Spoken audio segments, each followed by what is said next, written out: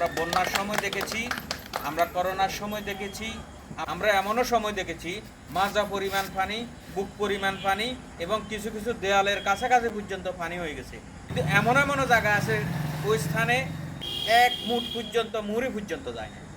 আমরা এই এলাকার মানুষের সংকটের সময় মানুষের অসহায়ত্বের মুখের দিকে তাকিয়ে আমরা যে সেবাগুলো দিয়ে যাচ্ছি, এই এলাকার মানুষই উপকৃত হচ্ছে।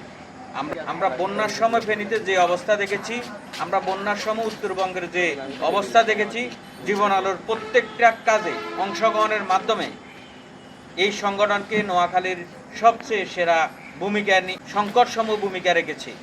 আমরা ওই এলাকার মানুষের মাধ্যমে যোগাযোগ করে আমরা ত্রাণ বিতরণ করতে পেরেছি। কিন্তু এমনও জায়গা আছে ওই স্থানে এক মুঠ পর্যন্ত মুড়ি পর্যন্ত যায় না, শুকনা খাবার পর্যন্ত যায় না। কিন্তু আমরা এই যোগাযোগ করে করে যেসব জায়গাতে গাড়ি যায় না, যেসব জায়গাতে কোনো সংগঠন যায় নাই, ওই মানুষ থেকে অর্থ সংগ্রহ করে আমরা ওই স্থানে নিরাপদে এবং তাদেরকে আমরা দিতে পেরেছি। এটা হচ্ছে আমাদের জীবন আলোর সার্থকতা।